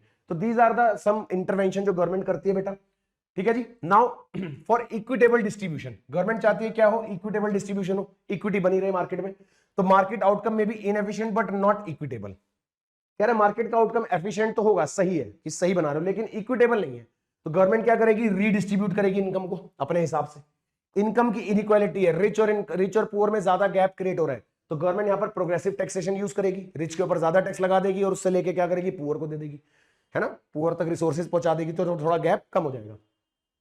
सोशल जस्टिस यानी target welfare programme, proper welfare programmes launch करेगी जिससे पुअर पीपल्स के जिनको जरूरत है उनको उस प्रोग्राम का बेनिफिट मिल सके। होता है कि नहीं होता ऐसा? ठीक है जी। पॉलिसी इंटरवेंशन फॉर इक्विटी, तो प्रोग्रेसिव इनकम टैक्स मैंने बता दिया, हायर टैक्स हायर इनकम पे, targeted budgetary allocation, spending direct to the disadvantage group, मतलब आपने टारगेट ग्रुप के ऊपर स्पेसिफिक प्रोग्राम्स लॉन्च करें, जो डिसएडवांटेज ग्रुप है डायरेक्ट उनके लिए आपको प्रोग्राम्स लॉन्च कर रहे हो। Unemployment compensation, financial support for unemployed, unemployed लोगों के लिए financial support, transfer payments, direct cash transfer to the beneficiaries in the form of transfer payment, direct cash transfer, subsidies दे रहे हो, reduce prices for essential goods for the poor, poor के लिए क्या कर रहे हो, एसेंशियल गुड्स के ऊपर प्राइसेस को रिड्यूस कर रहे हो। सोशल सिक्योरिटी स्कीम बेटा, pension insurance for vulnerable groups के लिए आप क्या दे रहे हो, पेंशन दे रहे हो, इंश्योरेंसेस वगैरह के बेनिफिट्स, ये सब। ठीक है जी। चलो नाउ उसके अलावा क्या इंटरवेंशन है, जॉब रिजर्वेशन, जॉब रिजर्वेशन होता है ना, Kota's in employment for disadvantaged, land reforms, जैसे लैंडलॉर्डिज्म पूरी तरह से खत्म हो गया है, तो रीडिस्ट्रीब्यूशन ऑफ लैंड, ताकि सब लोगों को लैंड खरीदने का मौका मिले, सब लोगों को इन्वेस्ट करने का मौका मिले। जेंडर सेंसिटिव बस्टिंग, कुछ जगहों पर क्या होता है, स्पेसिफिक बेनिफिट्स होते हैं वुमेन वगैरह के लिए, है ना, तो जेंडर के according budget allocation and addressing gender inequality, कि ऐसा ना हो कि मेल फीमेल के हिसाब से कहीं पर भेदभाव हो रहा हो, है ना, तो इसलिए जेंडर इक्वालिटी को ध्यान रखते हुए गवर्नमेंट रूल्स बनाती है। Black economic combat, measure against parallel economy and distortion, तो गवर्नमेंट इनके अगेंस्ट क्या करती है, पैरेलल इकोनॉमी डिस्टॉर्शन, की ब्लैक मार्केटिंग ना हो, कोई ब्लैक इकोनॉमी क्रिएट ना हो, यानी कि कहीं पे ऐसा ना हो कि ज्यादा प्राइसेस चार्ज हो रहे हैं, या जो मार्केट में चीज मिल रही है वो वहां से गायब करके ब्लैक मार्केट में ज्यादा प्राइस से बेची जा रही है, ये सब ना हो। राइट, बात समझ आई बेटा, बढ़िया से। चलो नाउ गवर्नमेंट का फेलियर, अब ये क्या है समझो, कि गवर्नमेंट ने इंटरवीन करा मार्केट फेलियर को ठीक करने के लिए, लेकिन गवर्नमेंट ही फेल हो गई। यानी समटाइम्स ऐसा हो सकता है कि जो गवर्नमेंट के टैक्टिक्स हैं, जो गवर्नमेंट की स्ट्रेटजीज हमने सारी पढ़ी, हो सकता है वही गलत हो जाए और गवर्नमेंट खुद ही फेल हो जाए उसके अंदर, है ना। तो गवर्नमेंट फेलियर क्या है, when government intervention in the economy to correct the market failure create the inefficiency and leads to misallocation of scarce resources, है ना, कि गवर्नमेंट ने जो इंटरवेंशन करा उसकी वजह से और इनएफिशिएंसी क्रिएट होगी और मिस एलोकेशन हो गया, तो that means government failure. Simple है बेटा। तो देखेंगे कॉजेज ऑफ गवर्नमेंट फेलियर क्या है, इनइफेक्टिव इंटरवेंशन, गवर्नमेंट का इंटरवेंशन ही सही नहीं था, गलत तरीका था, गलत की गवर्नमेंट की पॉलिसी गलत थी। जैसे बहुत सारे चीजों में आपको याद होगा, डिमोनेटाइजेशन हुआ, गवर्नमेंट ने सोच के तो कुछ और किया था, लेकिन कितना नुकसान हुआ उससे। जीएसटी जब आया उससे भी बहुत लोगों का नुकसान हुआ। तो गवर्नमेंट सोचती तो कुछ और है करने की, पर उससे कुछ और क्रिएट हो जाता है, मार्केट में नई प्रॉब्लम क्रिएट हो जाती है। Intervention fails to achieve objective, wastage of resources expended, है ना, फ्रेश प्रॉब्लम क्रिएट हो जाती है, बताया अभी। Intervention of the producers new and more serious problem than the original market failure, कि भैया ओरिजिनल मार्केट फेलियर तो था ही, गवर्नमेंट की इंटरवेंशन की वजह से और वर्स्ट हो गई सिचुएशन, और खराब हो गई, है ना। समझ आई बेटा बात। तो क्या करा जाएगा, हमें इसके अंदर कॉस्ट बेनिफिट एनालिसिस करना चाहिए। जब सरकार को इंटरवेंशन करती है तो सरकार को यह ध्यान रखना है कि भैया कि जिस तरीके से वो एफिशिएंसी को लाना चाह रही है मार्केट में, तो इक्विटी डिस्टर्ब ना हो, है ना, कि ऐसा ना हो कि गवर्नमेंट जो इंटरवेंशन कर रही है उससे कोई और नई प्रॉब्लम क्रिएट हो जाए। तो देखो क्या बोल रहे हैं, policy makers must consider all cost and benefits of any intervention, किसी इंटरवेंशन से जो भी फायदा और नुकसान है सारे कैलकुलेट करने चाहिए पहले से, है ना। ट्रेड ऑफ होना चाहिए, इक्विटी वर्सेस एफिशिएंसी, जो हमने बात करी थी पीछे, याद है, कि भैया एफिशिएंसी लेके आओ, उससे इक्विटी डिस्ट्रीब्यूट ना हो, या इक्विटी के चक्कर में एफिशिएंसी ना खराब हो जाए। आप करने की कोशिश कर रहे हो इक्वालिटी, टैक्स ज्यादा लगाए जा रहे हो ज्यादा इनकम वालों के ऊपर, ज्यादा इनकम वालों पे ज्यादा टैक्स लगा रहे हो, क्यों, क्योंकि आप इक्वालिटी क्रिएट कर रहे हो, लेकिन एफिशिएंसी का नुकसान हो जाए कि लोग अब बिजनेस करना ही बंद कर दे, एंटरप्रेन्योरशिप डिस्करेज हो जाए, वो कहेंगे यार अगर हमने बिजनेस कर लिया ज्यादा तो हमें तो ज्यादा टैक्स देना पड़ जाएगा, तो इसलिए डिस्करेज भी हो सकते हैं। तो एफिशिएंसी, आपने इक्विटी के चक्कर में एफिशिएंसी को कॉम्प्रोमाइज कर दिया, तो ट्रेड ऑफ होना चाहिए, यानी उतना करो जितना सही हो, है ना। तो intervention that reduces the efficiency but increases the equity may be justified if society values equity, तभी हो सकता है, वरना हमें दोनों के बीच में इक्विटी क्रिएट करनी है बेटा। समझ गए। तो ये था बेटा मार्केट फेलियर वाला चैप्टर, जिसके अंदर हमने ये समझा कि मार्केट फेलियर होता क्या है, किस वजह से होता है, गवर्नमेंट कैसे ठीक कर सकती है, और लास्ट में गवर्नमेंट खुद भी कैसे फेल हो जाती है। समझ गए। तो बहुत ही ज्यादा बढ़िया, जानदार और शानदार चैप्टर था बेटा हमारा ये वाला मार्केट फेलियर। तो आई होप बच्चों को बढ़िया तरीके से समझ आया होगा, मजा आया होगा बेटा, कमेंट करके जरूर बता देना। तो मिलते हैं नेक्स्ट वीडियोस में, तब तक के लिए keep learning, keep growing, keep shining, all the best, bye bye, see you.